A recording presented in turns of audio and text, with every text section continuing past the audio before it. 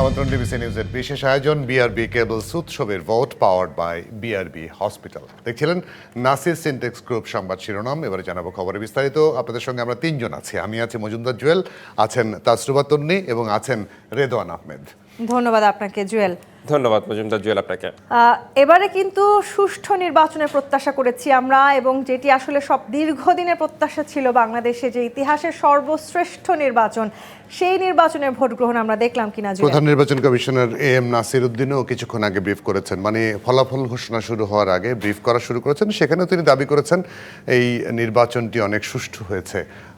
সেই দাবি তিনি করেছেন এবং তিনি নিশ্চয়ই সেই দাবি তো তিনি করেছেন। এখন পর্যন্ত আমি যদি বলি সরকারিভাবে তো আসলে এটা এস্টাবলিশড না। আমরা যদি বেসরকারিভাবে বা কিংবা নানা তথ্যের হিসেবে যদি আমরা এখন পর্যন্ত বিচার করি, তাহলে তো বিএনপিকে এখন পর্যন্ত আমরা এগিয়ে দেখছি সব মিলিয়ে। আমরা একটু প্রধান নির্বাচন কমিশনারের বক্তব্যটা একটু শুনবো। আসতে থাকবে, এটা হেরফের হবেই। এখানে অন্য কোনো কারসাজি এখানে নাই, এখানে অন্য ধরনের অন্য কোনো উদ্দেশ্য এখানে নাই। এটা সম্পূর্ণ একটা হিসাবের ব্যাপার। এখন আমরা শুধু যোগ বিয়োগ করে যোগফল করে যে রেজাল্ট আমরা পাবো, আমাদের রিটার্নিং অফিসারের কাছ থেকে পাবো স্বাক্ষরিত, সেটাই আমরা কিন্তু আপনাদের সামনে ঘোষণা করি।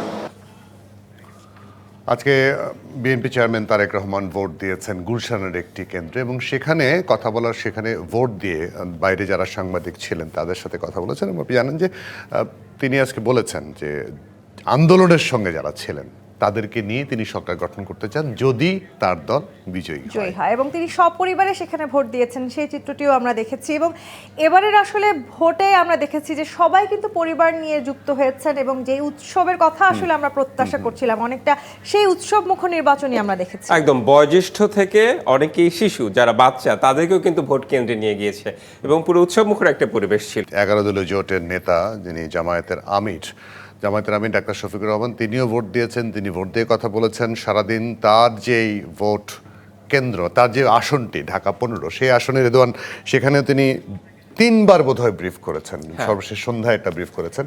সেই ব্রিফে তিনি যেটা বলেছেন, যদি আপনার মাধ্যমে শুনতে পাই।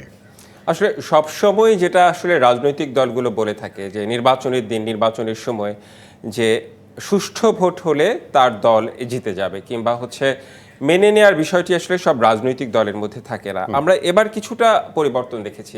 আমরা সকাল থেকে যদি চিন্তা করি, তাহলে আমরা জামায়াত এবং বিএনপির মধ্যে যে আমরাই জিতবো এরকম একটা কনফিডেন্স, এরকম একটা আত্মবিশ্বাস থাকে সব দলের মধ্যে, বিশেষ করে বড় রাজনৈতিক দলগুলোর মধ্যে। কিন্তু আমরা সকাল থেকে সেই বিষয়টি কিন্তু লক্ষ্য করিনি। খুব সুষ্ঠুভাবে নির্বাচন হয়েছে, উৎসবমুখর পরিবেশে নির্বাচন হয়েছে, এবং দুই দলের পক্ষ থেকেই কিন্তু অনেকভাবে ব্রিফিং করা হয়েছে। ছোটখাটো অভিযোগ ছিল বিভিন্ন আসন নিয়ে। তো আবার সব মিলিয়ে মনে হচ্ছে এখন পর্যন্ত আসলে যেটি হচ্ছে যে তীব্র প্রতিদ্বন্দ্বিতা ছিল, কিন্তু বৈরী কোনো মন্তব্য এখন পর্যন্ত আমার কানে আসে। আমাদের সহকর্মীরা সারাদিন ধরেই আসলে নির্বাচনের খবর জানছেন, জানার চেষ্টা করছেন, আমাদেরকে জানানোর চেষ্টা করছেন, মানে আপনাদেরকে জানানোর চেষ্টা করছেন। ঢাকার বাইরে টাঙ্গাইল থেকে সোহেল তালুকদার যুক্ত হচ্ছেন সেখানকার খবর জানানোর জন্য। সোহেল তালুকদার, আমি আপনাকে পেয়েছি, আপনাকে দেখতে পাচ্ছি, আপনি আমাকে শুনতে পাচ্ছেন নিশ্চয়ই। আপনি নিশ্চয়ই জেলা প্রশাসকের কার্যালয়ে আছেন, সেখানকার সবশেষ ফলাফল এবং সবশেষ তথ্য আপনার কাছে কি আছে? জুয়েল, আপনি যেমনটা দেখছিলেন, আমরা এখন রয়েছি টাঙ্গাইলের জেলা প্রশাসকের যে কার্যালয়, রিটার্নিং কর্মকর্তার কার্যালয়। এখানে ভোট যে সারাদিন ব্যাপী যে টাঙ্গাইলের 8টি সংসদীয় আসনে যে ভোটগুলি অনুষ্ঠিত হয়েছে কেন্দ্রে, সেখানে ফলাফল এসেছে। তবে আমরা যে তথ্যগুলি পেয়েছি, টাঙ্গাইলের 8টি আসনের মধ্যেই কিন্তু 7টিতেই যে বিএনপির মনোনীত যারা প্রার্থী রয়েছেন তারা কিন্তু বিজয়ী হয়েছেন। একটি আসনে এখন পর্যন্ত, যেটি আমরা টাঙ্গাইল 3 ঘাটাল যেটি আসনটি রয়েছে, সেই আসনে কিন্তু এখন পর্যন্ত স্বতন্ত্র যিনি প্রার্থী রয়েছেন তিনি এগিয়ে রয়েছেন। এই যে পরিবেশ, দিনভর যে ভোট সেটি হয়েছে, সেই ভোটের মধ্যে কিন্তু যে একদম শান্তিপূর্ণভাবে টাঙ্গাইলের যে ভোট কেন্দ্র যেটি অনুষ্ঠিত হয়েছে, এবং ভোটারদের মধ্যেও ব্যাপক উৎসাহ উদ্দীপনা আমরা দেখেছি। এবং আইন শৃঙ্খলা রক্ষাকারী বাহিনী যারা রয়েছেন তাদের মধ্যেও যে একদম তৎপরতা থাকার ফলে যে বড় ধরনের কোনো অভিযোগ সেটি কিন্তু নেই। এবং যে টাঙ্গাইলের যে 8টি আসনের মধ্যে 7টি যে বিএনপির যে প্রার্থীরা যিনি এগিয়ে রয়েছেন বা বিজয়ী হয়েছেন, রয়েছেন তাদের কিন্তু ব্যবধানটাও কিন্তু চোখে পড়ার মতো, যে একেবারেই যেটি আমরা বলি যে প্রতিদ্বন্দ্বী প্রার্থীদের তুলনায় কিন্তু অনেক বেশি তারা ভোটের ব্যবধানে জয়ী হয়েছেন। এবং এই যে জয়ী হওয়ার ফলে যে এখানে যারা রয়েছেন, যারা বিজয়ী যারা হয়েছেন, তারা কিন্তু তাদের যে কর্মী সমর্থক যারা রয়েছেন তাদেরকে তারা যে বার্তাটা দিচ্ছেন যে এখন পর্যন্ত যে কোথাও যেন শান্তিপূর্ণ পরিবেশ থাকেন এবং কোনো রকম কোনো গোলযোগ যেন সৃষ্টি না হয়, এবং যে প্রার্থীদের মধ্যে যে ভোটার এবং কর্মী সমর্থক যে প্রতিদ্বন্দ্বীদের রয়েছেন তাদের মধ্যে যেন সৌহার্দ্যতা বিরাজ করে, সেই ধরনের কার্যক্রমে কিন্তু বলছেন। এছাড়াও কিন্তু আইন শৃঙ্খলা রক্ষাকারী বাহিনীর যারা সদস্য রয়েছেন তারাও কিন্তু তৎপর রয়েছেন যে এই অঞ্চলের যে শান্তি বিরাজ করার জন্য যেটির অবস্থা তারা কিন্তু তৎপরতা রয়েছেন। এখানে যে সব থেকে যে আলোচনার যে আসনটি ছিল টাঙ্গাইল সদর 5 আসন, সেই আসনের যে বিএনপির হেভিওয়েট প্রার্থী কেন্দ্রীয় বিএনপির যে প্রচার সম্পাদক সুলতান সালাউদ্দিন টুকু, তিনিও কিন্তু বিপুল ভোটের ব্যবধানে এই এখন পর্যন্ত জয়ী হয়েছেন। এবং এভাবেই কিন্তু তার যে ভাই, যে আরেকজন হেভিওয়েট প্রার্থী ভুয়াপুর গোপালপুর আসনের যিনি আব্দুল সালাম পিন্টু, তিনিও বিজয়ী হয়েছেন। টাঙ্গাইলে তারা দুই ভাই যে ছিল যে পিন্টু পরিবারের, সেই দুই ভাই কিন্তু এই সংসদ সদস্য হিসাবে আগামীর প্রতিনিধিত্ব করবেন। এছাড়াও ধনবাড়ি যে আসনটি রয়েছে সেখানে ফকির মাহবুব আনাম খান স্বপন এরকম তার কালীহাতিতে এগিয়ে রয়েছেন, লুৎফর রহমান খান মতিন। টাঙ্গাইল 5-এর কথা তো বললামই, টাঙ্গাইল 6 যে তিনি ধানের শীষের প্রতীক যিনি প্রার্থী রয়েছেন তিনিও এগিয়ে রয়েছেন। মির্জাপুরেও যিনি বিএনপির প্রার্থী আবুল কালাম আজাদ তিনি এগিয়ে রয়েছেন, এবং টাঙ্গাইল 8 যেটি আরেকজন যে বিএনপির কেন্দ্রীয় নেতা আহমেদ আজম খান, তিনিও কিন্তু এই জয়ের দ্বার প্রান্তে একদম আমরা যদি বলি বিজয়ী হয়ে রয়েছেন।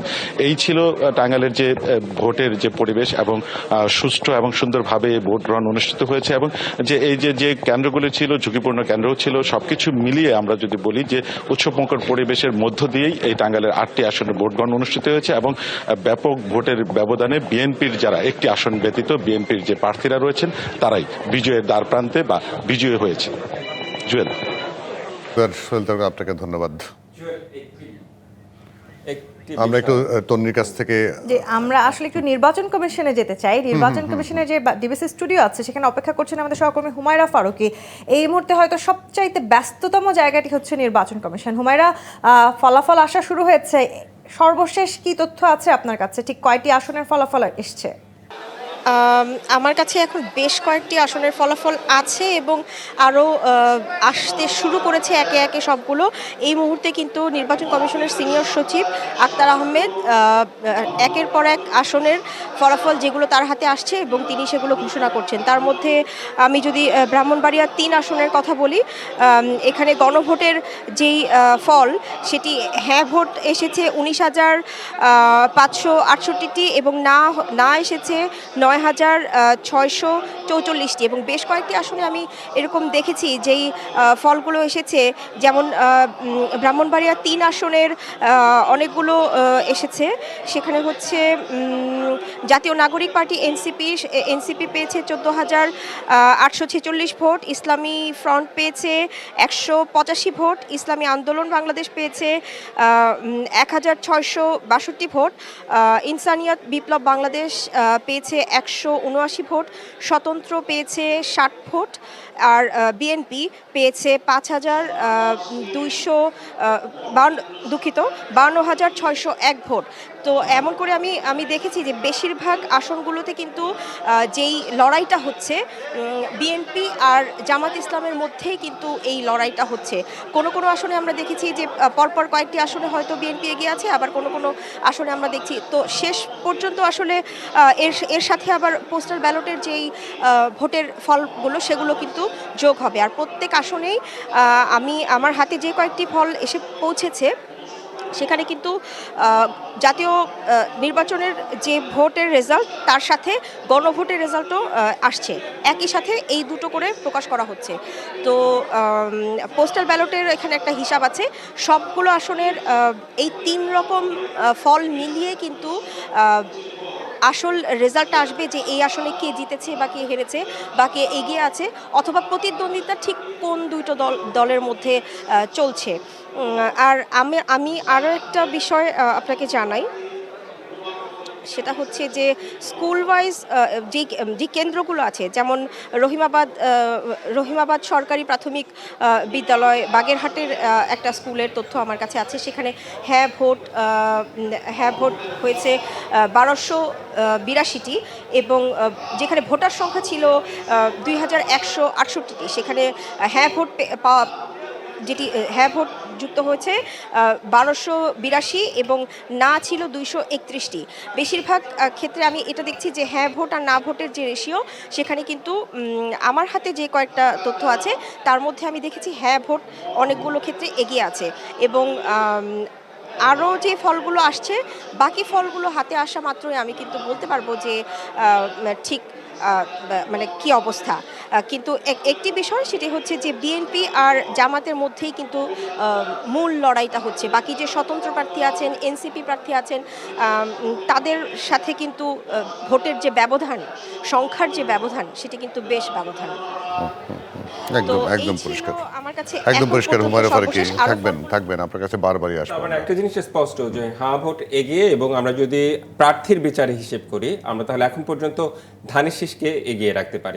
অবশ্যই বিভিন্ন দিক থেকে যে আমাদের যে প্রাথমিক তথ্য আছে তাতে ধানের শীষই অনেকখানি এগিয়ে আছে। সেটি আসলে আমরাও যে তথ্যটা দিলাম শুরুতে, প্রাথমিকভাবে আমাদের কাছে যে 72টা আসনে এসছে ফলাফল, তাতে অবশ্যই এগিয়ে আছে ধানের শীষ প্রতীকের। টাঙ্গাইলেও দেখি যে 8টি আসনের মধ্যে 7টি আসনের কথা বললেন সোহেল তালুকদার, আমাদের সহকর্মী, সেখানেও 7টিতে বিএনপি এগিয়ে। আমাদের সাথে আরেকজন সহকর্মী আছে, আপনি যদি একটু তার কাছ থেকে আপডেটটা নিতে চান। লালমনিরহাটের খবর একটু আমরা জেনে নিতে চাই যে লালমনিরহাটের আসলে কি অবস্থা। নিয়াজ আহমেদ ছিপন, নিশ্চয়ই আপনি আমাকে শুনতে পাচ্ছেন। আপনার কাছ থেকে একটু জানতে চাই যে লালমনিরহাটের আসনগুলোর কি অবস্থা। বিএনপি এবং জামায়াতের মধ্যে তো সেখানে তুমুল প্রতিদ্বন্দ্বিতা হওয়ার কথা, সেই সাথে আপনার আশেপাশে অনেকেই ভোটার রয়েছেন কিংবা সেখানকার মানুষজন, স্থানীয়রা রয়েছেন, তারা আসলে কি বলছেন, সার্বিক বিষয় বলবেন আমাদের। তাদেরকে দেখছেন, তারা আসলে সারাদিনেই বিভিন্ন ভোটারদের কাছে কিন্তু ভোট চেয়েছেন। এই ভোট চাওয়ার পর যে বিজয় এনেছে, সেই বিজয়ের কারণে, সেই উল্লাসে কিন্তু তারা আজ দাঁড়িয়েছে আমার পাশেই। তারা বলছেন যে এই যে লালমনিরহাটের 3টি আসন আছে, 3টি আসনে কিন্তু বিএনপি জয় এনেছে। মূলত এই প্রতিদ্বন্দ্বী হয়েছে জামাতের সঙ্গে। জামাত মোটামুটি আপনার 1 এবং 2 আসনের প্রায় 5 থেকে 7 হাজার ভোটে হেরেছেন, এবং লালমনিরহাট সদর আসন অর্থাৎ জাতীয় নির্বাহী কমিটির সাংগঠনিক সম্পাদক অধ্যক্ষ আসাদুল হাবিব দুলু, তিনি কিন্তু 84,000 ভোটে জিতেছেন। যে কারণে এই এলাকার মানুষের কিন্তু যে প্রত্যাশা, সেই প্রত্যাশা কিন্তু বাস্তবায়নের জন্য তারা এখন উল্লাস করছেন এবং আনন্দ করছেন। তারা বলছেন যে দুলু যে একটি আশ্বাস দিয়েছিল যে তিস্তা মহাপরিকল্পনা বাস্তবায়ন করা হবে, সেই বাস্তবায়ন যদি হয় তাহলে এই অঞ্চলে যেমন ভাগ্যের পরিবর্তন হবে, তেমনি কিন্তু সব আশা পূরণ হয়ে কিন্তু তারা আগামী দিনে আবারও তাকে নির্বাচন করবে। আমি এই বিষয়ে একজন কর্মীর সঙ্গে কথা বলবো। আপনারা তো সারাদিন ভোটারদের কাছে গেলেন, বিভিন্ন আশা প্রত্যাশা দিয়ে তাদেরকে কেন্দ্রে নিয়ে এসেছেন। আপনারা তো নির্বাচিত হলেন, নির্বাচন হওয়ার পর এই রকমই কি ভোটারদের কাছে যাবেন কিনা? আপনারা জানেন যে বাংলাদেশ জাতীয়তাবাদী দল জনগণের দল, গণতন্ত্রের দল, সাধারণ মানুষের সাথে মিলেমিশে চলার দল, এবং তাদের সাথে সমন্বয় করে দীর্ঘদিন থেকে বাংলাদেশ জাতীয়তাবাদী দল রাজনীতি করে আসতেছে। তাদের সুখে দুঃখে তাদের পাশে ছিল, বিপদে আপদে তাদের পাশে ছিল, আগামীতেও থাকবে ইনশাল্লাহ, আশা করি। আমরা শুনছি যে আপনাদের এই বিজয়ের কারণে একটি পক্ষ আপনাদেরকে ডিস্টার্ব করছে, আপনারা এতে কি হতাশ কিনা? না, এখানে হতাশার কিছু না। আমাদের সাথে জনগণ আছে, সাধারণ মানুষ আছে। আমরা সাধারণ মানুষের ম্যান্ডেট নিয়ে নির্বাচিত হয়েছি, এখানে হতাশার কিছু নেই আমাদের। আগামী দিনে যদি নির্বাচন আবারও এরকম হয়, যদি এই 5 বছর আপনারা তো ক্ষমতায় থাকবেন, এই ধরনের সাধারণ মানুষের সঙ্গে মিশে থাকার প্রতিশ্রুতি আরও বাস্তবায়ন করবেন কিনা? শতভাগ নিশ্চয়তা দিচ্ছি যে আমরা সাধারণ মানুষের সাথেই থাকবো, সাধারণ মানুষই আমাদের শক্তি। রেজাল্ট শুনছিলেন যে তিনি কিন্তু প্রত্যাশা এবং বাস্তবায়ন যেটা বলছিলেন যে আগামী দিনে যদি এই নির্বাচিত হয় তাহলে কিন্তু বাস্তবায়ন করবে। আমরা এখানে যারা দেখছেন তারা কিন্তু দিন রাত 24 ঘন্টা কিন্তু এই বিএনপি যারা প্রার্থী আছেন তার জন্য কিন্তু কাজ করেছেন। আমি একজন নতুন ভোটারের সঙ্গে কথা বলবো। আপনি তো একজন মনে হচ্ছে যে নতুন ভোটার, এই যে বিজয় ছিনিয়ে আনলেন, আপনাদের আসলে আশা প্রত্যাশা এই পূরণ হবে কিনা? ইনশাআল্লাহ চেষ্টা কর, ইনশাআল্লাহ। আল্লাহর কাছে একটাই আশা ছিল যে ধানের শীষকে বিজয় নিয়ে আসবো। তো আল্লাহর রহমত, আল্লাহর কাছে আবেদন করছিলাম, তো আল্লাহ মনের আশা পূরণ করেছে। জি রেদওয়ান, শুনছিলেন যে এই অঞ্চলের মানুষের যেটি আশা ছিল যে এই বিএনপি 3টি আসনে কিন্তু নির্বাচন করবে, সেটি হয়েছে। তবে এখানকার সারাদিন যে আমরা ছিলাম, এই যে আইন শৃঙ্খলা বাহিনী থেকে শুরু করে সব ধরনের যে প্রস্তুতি ছিল এবং শান্তিপূর্ণ যে নির্বাচন হয়েছে সেটি কিন্তু মনে রাখবার মতো। এবং এই অঞ্চলের মানুষ বলছে যে বিগত দিনে এই ধরনের কিন্তু নির্বাচন দেখেনি। তবে একটি জিনিস বলছে যে যারা নির্বাচিত হয়েছেন, এই নির্বাচনের পর যদি তারা এই অঞ্চলের যে প্রতিশ্রুতিগুলো দিয়েছেন সে যদি বাস্তবায়ন করে তাহলে কিন্তু বিগত দিনে তাদেরকেই আবার ফিরিয়ে আনবে বলে বলছেন। হৃদয়, এই ছিল লালমেট থেকে সর্বশেষ আমার কাছে। অর্থাৎ রাজনৈতিক দলের নেতাকর্মীরা উচ্ছ্বাস প্রকাশ করছেন কিভাবে আমরা এবং সেটা লালমনিরহাটে দেখছিলাম 3টে আসনেই বিএনপি এই জিতে জয় গেছে। পরাজয়ের যে সমীকরণ, সেই সমীকরণের মাঝে আসলে আজকে আমরা দেখেছি এনসিপি কিন্তু ব্রিফ করেছে। আমি একটু তাদের এনসিপির বাংলা জায়গাটা যাওয়ার আগে জেলায়। একটু, যেহেতু রেদওয়ান প্রশ্ন তুলেছিল যে মোটামুটি হ্যাঁ ভোট বিভিন্ন জায়গায় এগিয়ে আছে, একটা ডিফারেন্স আপনাদেরকে বলি। আমাদের সহকর্মী যেটি জানালেন, রাঙামাটি, পার্বত্য রাঙামাটি আসনে সেখানে 214টির মধ্যে 74টি কেন্দ্রের ফলাফল, সেখানে হ্যাঁ ভোট পেয়েছে 22,878 আর না ভোট 61,262। এখানে বোধহয় গণতান্ত্রিক যে সৌন্দর্য, মানে আপনি আসলে যেটি চাইছেন আপনি ঠিক সেই ভোটটি প্রদান করতে পারছেন, ওই গণতন্ত্রের ট্রেনে হয়তো বাংলাদেশ এবারে উঠেছে। এনসিপি জায়গাটিতে আবারও ফিরে যায়। এনসিপির যে ব্রিফিং ছিল, তারা আজকে বলেছেন যে ভোট গ্রহণ সুষ্ঠু হলেও কারচুপির কিছু অভিযোগ তারা তুলেছেন এবং তাদের যে কেন্দ্রগুলো আছে সেই কেন্দ্রগুলোতে ভোট কারচুপির চেষ্টা হলে তারা বলেছেন তারা পুরো ফলাফল বয়কট করবেন। একদম এ সংক্রান্ত যে প্রতিবেদন আছে, আমরা প্রতিবেদন না, প্রতিবেদনটি দেখে একটা আসতে চাই। বক্তব্য আছে আসিফ মাহমুদ সজীব ভাই, তার বক্তব্যটা শুনি। কিছু কেন্দ্রে যেখানে শাপলাগুলি কিংবা 11 দলীয় জোটের প্রার্থীরা জয়লাভ করেছে, কেন্দ্রের ফলাফলে এসে গেছে, কিন্তু ফলাফলটা প্রিজাইডিং অফিসারকে রিটার্নিং কর্মকর্তার কাছে পৌঁছতে দেওয়া হচ্ছে না। এখানে স্পষ্টভাবে ভোট কারচুপির এবং ভোট গণনায় ইঞ্জিনিয়ারিং এর একটা সম্ভাবনা আমরা দেখতে পাচ্ছি। তারা যখন দেখছে যে তারা পরাজিত হতে যাচ্ছে তখন তারা কোনো রাগঢাক না রেখে সশরীরে এসে ভোট কারচুপি করছেন, ভোট গণনায় ইঞ্জিনিয়ারিং করছেন। রাজধানীর মগবাজারে জামায়াতের কেন্দ্রীয় সেখানে মাহমুদ হাসান নাজিম ছিলেন। আমরা সম্ভবত তাকে সংযোগটি পাবো আমরা না এখন এই পর্যন্ত মুহূর্তে। এই স্থাপন মুহূর্তে করতে পারিনি। আমরা জাতীয় নির্বাচনের আরও কিছু খবর আজকে যেগুলো ছিল সেখান থেকে একটা খবর যদি আমরা দেখতে পারি, আমরা মনে হয় একটা প্রতিবেদন দেখি আজকের দিনে যে সারাদিনে যে উৎসবমুখর পরিবেশে ভোট হয়েছিল, সেখানকার যে ভোটের পরিবেশ ছিল, এর পাশাপাশি নারীদের একটা বড় ধরনের অংশগ্রহণ ছিল এবং নারীরা ভোট দিতে গিয়েছিলেন। নারীরা ভোট দিতে গিয়ে তাদের আশার কথা বলেছেন।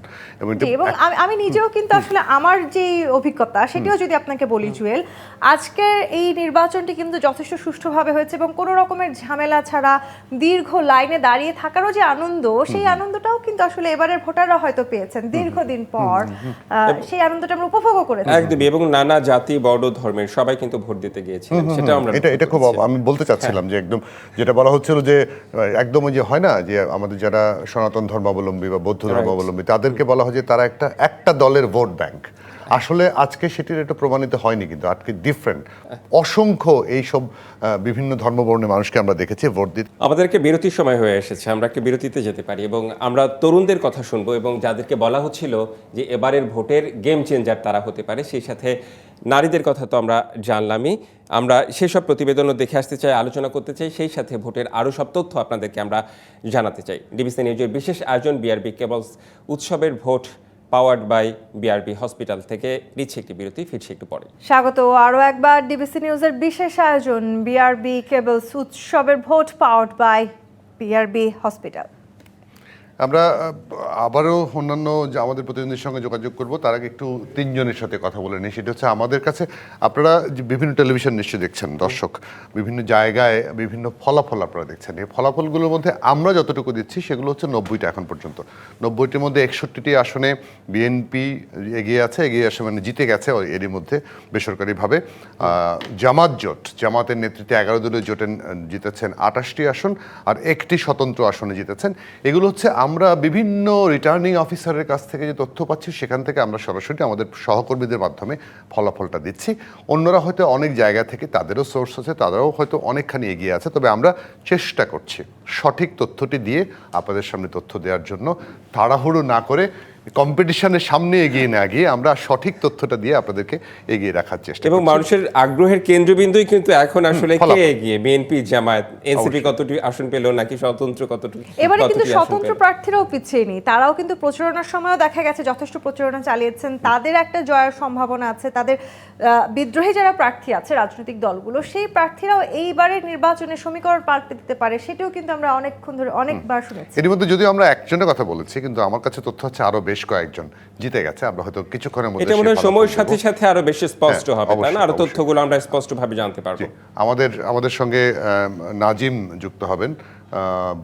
তিনি আছেন মগবাজারে জামায়াতের কার্যালয়ের সামনে, সেখানকার খবরাখবর জানিয়ে একটু মাহমুদুল হাসান। নাজিম, আপনার কাছে কি তথ্য আছে? আপনার পেছনে যারা আছেন সবাই মোবাইল খুঁজছেন, তারা আপডেট জানার চেষ্টা করছেন। জামায়াতের পক্ষ থেকে কোনো রকম ব্রিফিং বা কোনো কিছু জানানো হয়েছে কিনা? ত্রয়োদশ জাতীয় সংসদ নির্বাচনের যে ভোট গণনা শেষে কিন্তু বেসরকারিভাবে কিছু ফলাফল আসছে বিএনপি, জামাত সহ অন্যান্য রাজনৈতিক দলগুলো। সেই ক্ষেত্রে আমাদের যে জামায়াত ইসলামের কেন্দ্রীয় কার্যালয়ের সামনে কিছুক্ষণ পরপর কিন্তু বিভিন্নভাবে ব্রিফিং করা হচ্ছে। সেটা হচ্ছে জামায়াত ইসলামের যে আমির, তিনি হয়তো কিছুক্ষণ পরে দলের অবস্থান তুলে ধরবেন। তার দলের আনঅফিসিয়ালিভাবে এখন পর্যন্ত তাদের যে ফেসবুক পেজ আছে, সেখানে কিন্তু আসলে তাদের 70 বা এরও কাছে কিছু আসনের কথা তারা ঘোষণা করেছেন। আর পাশাপাশি আরেকটা খবর আপনার দিয়ে রাখতে চাচ্ছি, আসলে নির্বাচন কমিশনে যে ব্রিফটা হবে, সেই ব্রিফের পরেই কিন্তু হয়তো আনুষ্ঠানিকভাবে জামায়াত ইসলামের আমির সহ 11 দলীয় জোটের নেতৃবৃন্দ কিন্তু এখানে আসতে শুরু করেছেন। কিছুক্ষণ আগে কিন্তু যেটি আসলে ঢাকা 13 আসনের যেটি হেফাজত ছিল, সেটির খেলাফত মজলিসের মামুনুল হক তিনি আসছিলেন, এবং ঢাকা 11 আসন থেকে যিনি 11 দলীয় জোটের এনসিপির আহ্বায়ক, এবং ঢাকা 11 আসন থেকে 11 দলীয় জোটের যে নির্বাচনের সংসদে আসন ছিল, সেই আসন থেকে তারা নির্বাচিত হয়েছেন। তারা কিন্তু ইতিমধ্যেই কিন্তু উপরে তারা বৈঠক মিটিং চলছে। আসলে কি বিষয়ে বা তাদের পরবর্তী কি করণীয় হতে পারে বা ফলাফল কি, সব বিষয় নিয়ে কিন্তু আসলে এখন পর্যন্ত গণমাধ্যমের সামনে তারা কিছু বলেনি। হয়তো ওই নির্বাচন কমিশন যেটি হয়তো একটি রাতের বেলা কিছুক্ষণের মধ্যে হয়তো একটা আনুষ্ঠানিকভাবে ব্রিফ করার কথা রয়েছে, সেই সূত্র ধরেই কিন্তু পরবর্তীতে অবশ্যই তাদের 11 দলীয় জোট এবং যারা বিজয়ী হয়েছেন হয়তো দলের পুরোপুরি অবস্থানটা তারা তুলে ধরতে পারবো। তো সব মিলিয়ে জুয়েল, আমার কাছে মগবাজারের জামায়াত ইসলামের কার্যালয়ের সামনে এই আছে। তো মাহমুদুল হাসান, নাজিম, আপনাকে অনেক ধন্যবাদ। আমরা একটু নির্বাচন কমিশনে সেখানে একটি ব্রিফিং চলছে, এবং নির্বাচন কমিশনের দিকে বোধহয় আসলে আজকে পুরো দেশ তাকিয়ে আছে সেখান থেকে কিরকম ব্রিফ আসছে। আমরা সেই ব্রিফিং একটু সরাসরি যুক্ত হই, নির্বাচন কমিশনে যাচ্ছি। 644 ভোট,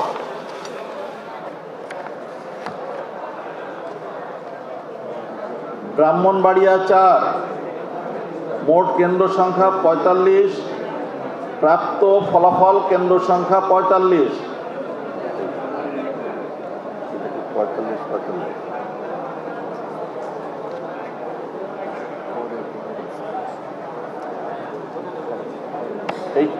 আমরা এইটাতে মোট কেন্দ্র সংখ্যার আমাদের কাছে মনে হচ্ছে প্রবলেম থাকতে পারে।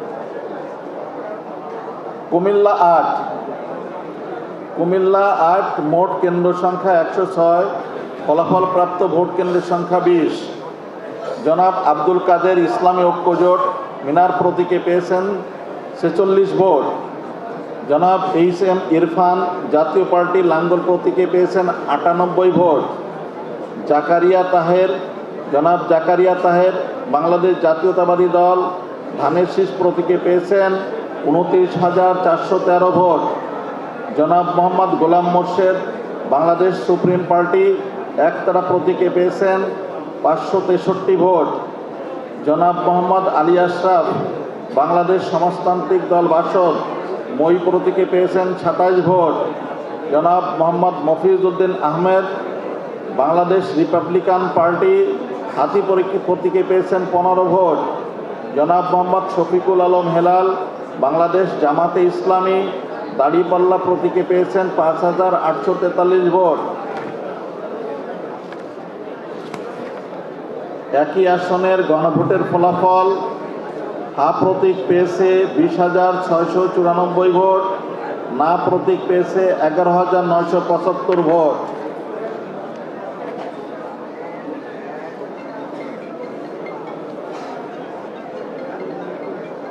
কুমিল্লা 9, মোট কেন্দ্র সংখ্যা 67, ফলাফল প্রাপ্ত কেন্দ্র সংখ্যা 57। সৈয়দ AKM সরোয়ার উদ্দিন সিদ্দিকী, বাংলাদেশ জামাতে ইসলামী, দাড়িপাল্লা প্রতীক নিয়ে পেয়েছেন 49,127 ভোট। জনাব Mohammad Abu Bakar Siddique, Islamic front Bangladesh, chair প্রতীকে পেয়েছেন 2,406 ভোট। জনাব মোহাম্মদ আবুল কালাম, বাংলাদেশ জাতীয়তাবাদী দল, ধানের শীষ প্রতীক নিয়ে পেয়েছেন 80,204 ভোট। জনাব মোহাম্মদ আবুল কাশেম, স্বতন্ত্র প্রার্থী, আজ প্রতীক নিয়ে পেয়েছেন 160 ভোট। জনাব মোহাম্মদ গোলাম মোস্তফা কামাল, জাতীয় পার্টি, লাঙ্গল প্রতীক নিয়ে পেয়েছেন 565 ভোট। জনাব মোহাম্মদ মিজানুর রহমান চৌধুরী, বাংলাদেশ সাংস্কৃতিক মুক্তি জোট, ছড়ি প্রতীক নিয়ে পেয়েছেন 52 ভোট। জনাব সামিরা আজিম, স্বতন্ত্র প্রার্থী, ফুটবল প্রতীক নিয়ে পেয়েছেন 160 ভোট। জনাব সেলিম মাহমুদ, ইসলামী আন্দোলন বাংলাদেশ, প্রতীক হাত পাখা, প্রাপ্ত ভোট 1,804।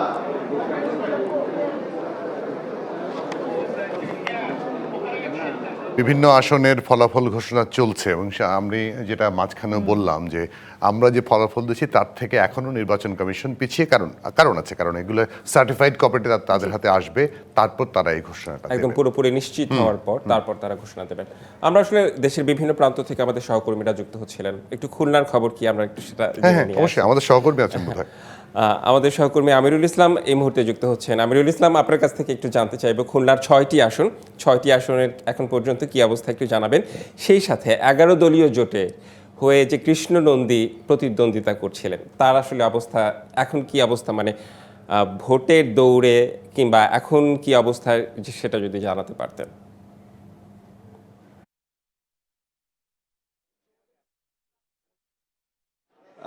খুলনাতে যে 840টি কেন্দ্র রয়েছে 6টি আসনের জন্য, সেই 6টি আসনের যে কেন্দ্রের ফলাফল সেগুলো কিন্তু যে খুলনা যে রিটার্নিং কর্মকর্তার কার্যালয় সেখানে আসছে এবং এখান থেকে যে রিটার্নিং কর্মকর্তা এবং সহকারী রিটার্নিং কর্মকর্তা সেই কেন্দ্রগুলির ফলাফল ঘোষণা করছে। এখন পর্যন্ত যে কিছু কেন্দ্রের ফলাফল ঘোষণা করা হয়েছে, এখনও কিন্তু বাকি রয়েছে কিছু কেন্দ্রে, যার জন্য কোনো যে 6টি আসনে কোনোটাই আসনেই পূর্ণতা পায়নি এখনও।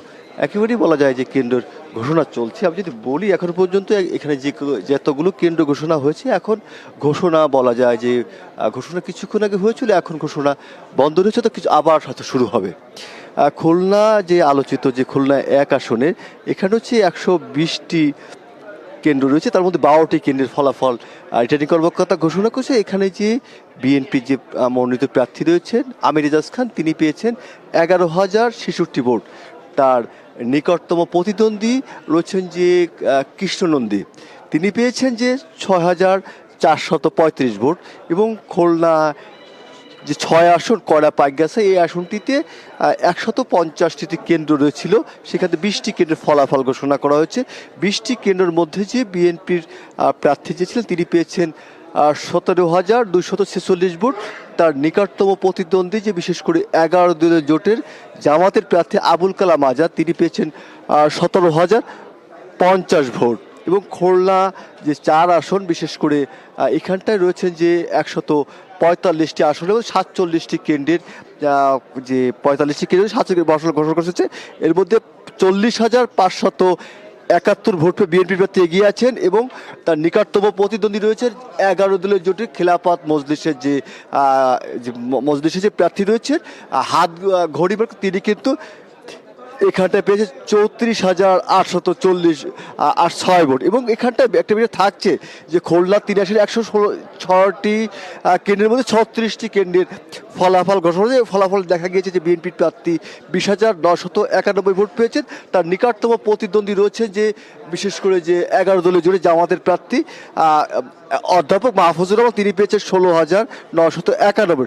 তবে এখানে থাকছে যে খুলনার যে 2 আসনটি, এই আসনটি বলা যায় যে 158টি কেন্দ্রের মধ্যে এখন পর্যন্ত যে 109টি কেন্দ্রের ফলাফল ঘোষণা করা হয়েছে, সেখানে বিএনপি মনোনীত প্রার্থী পেয়েছেন 60,223 ভোট।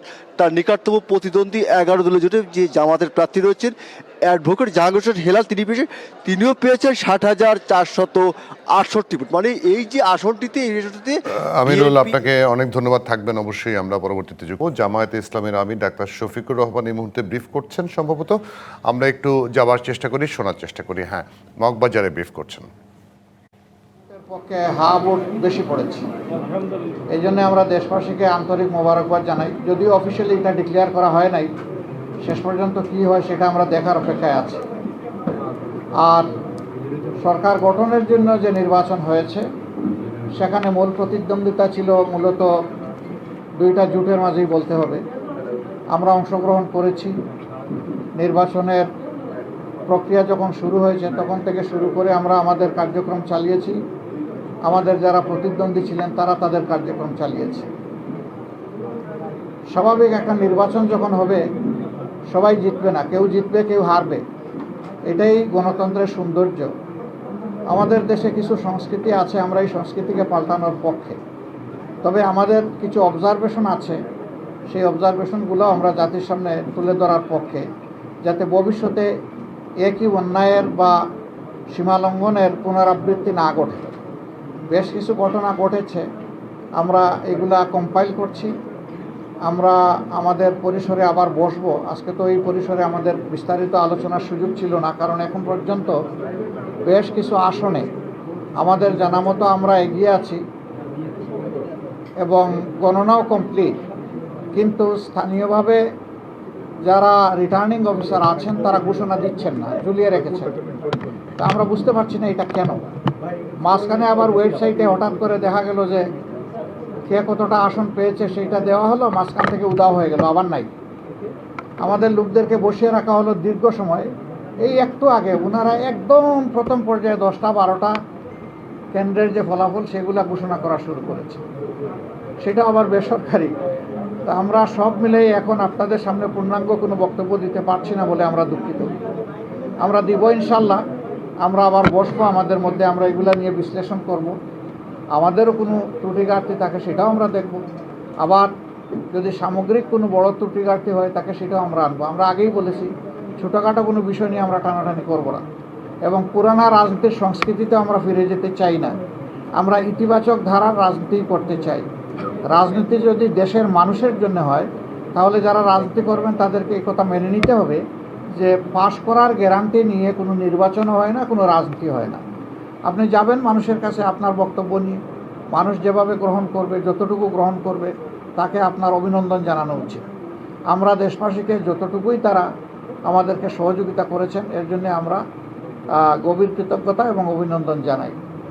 আর আমরা আশা করছি যে খুব দ্রুতই সরকার তার অফিসিয়াল রেজাল্ট পাবলিশ করার সাথে সাথে আমরা আবার আপনাদেরকে কষ্ট দেব। তখন আমরা আমাদের চূড়ান্ত দৃষ্টিভঙ্গি জাতিকেও জানিয়ে দেব, আপনাদেরকেও জানিয়ে দেব। তবে আপনারা আশ্বস্ত থাকতে পারেন যে আমাদের দৃষ্টিভঙ্গি হবে ইতিবাচক ধারার রাজনীতি, কল্যাণ ধারার রাজনীতি, মানুষের জন্য রাজনীতি, দলের জন্য রাজনীতি নয়। আমরা বিরোধিতার জন্য বিরোধিতা, ওই রাজনীতি আমরা করব না। আমরা কোরআনের একটা মূলনীতি আছে, তাওয়ানু আলাল বিররি ওয়াত তাকওয়া ওয়ালা তাওয়ানু আলাল ইসমি ওয়াল উদওয়ান, যে তোমরা ভালো কাজে সহযোগিতা করো, আর কাজটা যদি মন্দ হয়, অকল্যাণকর হয়, তাহলে তোমরা তার বিরোধিতা করো অথবা তোমরা সহযোগিতা থেকে বিরত থাকো। আমাদের মূলনীতি মূলত ওটাই হবে, ভালো কাজে সহযোগিতা থাকবে, মন্দ কাজ যেটা সেটা স্বাভাবিকভাবেই জনগণের অধিকার রক্ষার জন্য আমাদেরকে কথা বলতে হবে। আর আমরা আশা করছি যে বিস্তারিত খুঁটিনাটি বিষয়গুলো আমরা কালকের মধ্যে বা পরশু দিনের মধ্যে হয়তো বা পেয়ে যাব। এ সময়ের ভিতরে সরকারও আশ্বস্ত, নির্বাচন কমিশন আশ্বস্ত করেছে যে তারা 13 তারিখের ভিতরে রেজাল্ট দিবেন। আমরা সেটা দেখার অপেক্ষায় আছি, তারা দেন কিনা। যদি দিয়ে থাকেন ভালো, না দিয়ে থাকলে আমরা সঙ্গত সীমা পর্যন্ত অপেক্ষা করব। কিন্তু এই যে কিছু আসনে ইঁদুর বিড়াল খেলা, এমনকি ঢাকা 8 আসন এখনও ঝুলে থাকবে কেন, সেখানে কি হচ্ছে এটা আপনারা সাংবাদিকরা জানেন। এই বিষয়গুলো কিন্তু সুস্থ ধারার রাজনীতির পরিচয় বহন করে না, এগুলো অসুস্থ ধারার রাজনীতি। তো সেই বিষয়গুলো আমরা বিবেচনায় নিব, জাতিকে আমরা যতটুকু জানানো দরকার মনে করব জানাবো, যাতে ভবিষ্যতে একই মন্দ কাজের চর্চা অথবা ধারাবাহিকতা না থাকে। আপনাদেরকে ধন্যবাদ সবাইকে, কষ্ট করে আপনারা এসেছেন। আমরা একসাথেই কাজ করব, আপনাদের সাথে আমরা আছি, আমাদের সাথে আপনারা থাকবেন, দেশবাসীর সাথে আমরা সবাই থাকবো। সবাইকে ধন্যবাদ। আসসালামু আলাইকুম। জামায়াতে ইসলামের আমির শফিকুর রহমান, ডাক্তার শফিকুর রহমান, তিনি ব্রিফ করছিলেন মগবাজারের প্রধান কার্যালয়ে। তার সঙ্গে 11 দলীয় জোটের কেন্দ্রীয় কয়েকজন নেতাও রয়েছেন এবং তিনি একটি বিষয় বলতে চাই, ওনার কিছু অবজারভেশনের কথা উনি বলছিলেন, সেটা নিশ্চয়ই আরো পরে নিশ্চয়ই উনি জানাবেন। অবজারভেশন জানাবেন বলেছেন উনি, যে কালকে তারা ফাইনাল যখন রেজাল্ট পাবেন তারপরে যাবেন। তবে তিনি কিন্তু একটা কথা বলেছেন যে আমরা আগে যে রাজনৈতিক ধারা দেখেছি, আমরা মানবো না, মানি না, এই ধারার মধ্যে যিনি যেতে চান না, এটা কিন্তু একটা ভালো দিক। অবশ্যই পজিটিভ দিক, খুব ইতিবাচক দিক। হয়তো আমরা প্রবেশ করলাম এর মধ্য দিয়ে, আসলে সবাই ফলাফল মেনে নেবেন সেই কথাটি কিন্তু বারবার রাজনৈতিক দলের উনি কিন্তু বারবার এটা বলেছেন যে সবাই জেতার জন্য তো অবশ্যই লড়ে, কিন্তু সবাই জেতে না, জেতে তো জনগণের রায়ের পক্ষে আসলে আমরা যাওয়া শুরু করেছি, সেটি আসলে আমাদের জন্য একটা অন্যরকম আনন্দের বিষয়। আমরা একটু সিলেটে যেতে চাই। সিলেটে তাওহিদ অপেক্ষা করছেন আমাদের জন্য। তাওহিদ রহমান, আপনাকে স্বাগত। সিলেটের নির্বাচনী ফলাফলের এখন কেমন পরিস্থিতি দেখছেন? কয়টি কেন্দ্রের ফলাফল আপনি পেয়েছেন?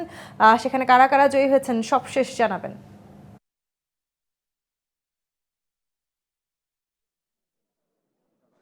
তানিয়া, দেখুন, ত্রয়োদশ জাতীয় সংসদ নির্বাচনের ভোট গ্রহণের শেষে কিন্তু সন্ধ্যার পর থেকেই কিন্তু বিভিন্ন যে 6টি আসন রয়েছে তার ফলাফলগুলো আমরা পেতে শুরু করি, যদিও সেটি এজেন্টদের থেকে প্রাপ্ত অসমর্থিত সূত্র। সেখানে আমরা যেটি জানতে পেরেছি যে সিলেটের এখন পর্যন্ত একটি আসন অর্থাৎ 5 ব্যতীত বাকি 5টি আসনেই কিন্তু ধানের শীষের বিজয় ঘটেছে এবং বিশেষ করে সিলেট 4 আসনে কিন্তু প্রায় লক্ষাধিক ভোট পেয়ে কিন্তু সিলেট 4 আসনে বিএনপি মনোনীত প্রার্থী আরিফুল হক চৌধুরী মনোনীত হয়েছেন। এখন আমার সাথে আছেন সিলেট 3 আসন এবং সিলেট 6 আসনের ধানের শীষের যারা বিজয়ী হয়েছেন। আমরা প্রথমে আপনার কাছে একটু জানতে চাইব এই মুহূর্তে অনুভূতি। ধন্যবাদ। অনুভূতি তো খুবই স্বাভাবিকভাবে খুবই ভালো, এবং এই শত শহীদের রক্তের বিনিময়ে যে আমরা ভোটাধিকার অর্জনের সুযোগ পেয়েছি, আজকে সেটার পরিপূর্ণতা লাভ করলো। এটার জন্য আমরা দীর্ঘদিন অপেক্ষা করেছিলাম, তো আজকে সেটা পরিপূর্ণতা লাভ করেছে এবং আমরা ভোটাধিকারের মাধ্যমে বিজয়ী লাভ করেছি। আমার এলাকার মানুষের কাছে আমি কৃতজ্ঞ এবং আমার নেত্রী বেগম খালেদা জিয়া এবং তারেক রহমান আমাদের ভারপ্রাপ্ত সাহেব তারেক। আমরা শুনছিলাম অ্যাডভোকেট এমরান আহমদ চৌধুরী তিনি বিজয় লাভ করেছেন সিলেট 6 আসনে, এবং একটু জানতে চাই যিনি এম এ মালিক রয়েছেন, আপনার কাছে জানতে চাই 3 আসনে আপনার এই জয়, আপনার অনুভূতি। বলতে পারছি অনুভূতি তো এটা মানে এটা একটা মানে ড্রিম কামস ট্রু। এটা সত্য, কারণ আপনার জনগণের ম্যান্ডেট নিয়ে আপনি মেম্বার অফ পার্লামেন্টটা তার দানের শীষ, এরপরে জুট আপনাকে এটা একটা বিশাল অ্যাচিভমেন্ট। শুনছিলাম আপনাদের কথা, আপনি নিশ্চয়ই জানেন আপনারা যে সিলেটের 2 আসনে কিন্তু তাসিনা রশদিল লুনা, ইলিয়াস আলী গুম হওয়া নেতা, তার স্ত্রী, এবং তিনি সেখানে কিন্তু বিজয় লাভ করেছেন। পাশাপাশি সিলেট 1 আসনে খন্দকার আব্দুল মুক্তাদির, তিনিও কিন্তু অসমর্থিত সূত্র অনুসারে ধানের শীষ প্রতীকে কিন্তু নির্বাচিত হয়েছেন। সব মিলিয়ে কিন্তু সিলেটের 6টি আসনে এখন পর্যন্ত পোস্টাল ব্যালটের যে হিসাব সেটি এখনো করা হয়নি। তবে এই 5টি আসন অর্থাৎ সিলেট 5 আসন ব্যতীত বাকি 5টি আসনেই কিন্তু ধানের শীষের বিজয় হয়েছে। তবে এখন আমি রয়েছি ফলাফল পরিবেশন যে কেন্দ্র রয়েছে সিলেটের রিটার্নিং কর্মকর্তার কার্যালয়, সেখানে কিছুক্ষণের মধ্যেই হয়তো সেই ফলাফল পরিবেশন করা হবে, যেটি বেসরকারিভাবে পরিবেশন করা হবে। তো সব মিলিয়ে এখানকার যে উৎসবমুখর পরিবেশ আমরা দেখেছি, বিএনপির নেতাকর্মীরা এখানে রয়েছেন, আরিফুল হক চৌধুরী তিনি কিছুক্ষণ আগে এখানে এসে গিয়েছেন এবং অন্যান্য যারা প্রার্থীরা তারাও একে একে আসবেন। তো সব মিলিয়ে আইন শৃঙ্খলা বাহিনীর তৎপরতা ছিল এবং সিলেটে প্রায় ধন্যবাদ তাওহিদ আপনাকে। তন্নি ছিলাম আপনার সাথে এতক্ষণ। সিলেটেও বলা চলে আসলে বিএনপির প্রার্থীরা এখনো পর্যন্ত বেসরকারিভাবে, এবং আমরা কিন্তু এই প্রথম কোন বিজয়ী 2 প্রার্থীর বক্তব্য পেলাম প্রথমবারের মতো, এবং তাদের জন্য পোস্টাল ব্যালটটাও কিন্তু খুবই গুরুত্বপূর্ণ সেখানে, কারণ সিলেটের মানুষ অনেকেই বিদেশে থাকে, সেখানে অনেক প্রবাসী রয়েছে আর কি। অবশ্যই যারা জিতছেন তাদের জন্য অবশ্যই শুভকামনা থাকবে। দর্শক, ডিবিসি নিউজের বিশেষ আয়োজন বিআরবি কেবলস উৎসবের vote powered by BRB hospital এই ছিল এখনকার মতো। ডিবিসির সঙ্গে থাকবেন।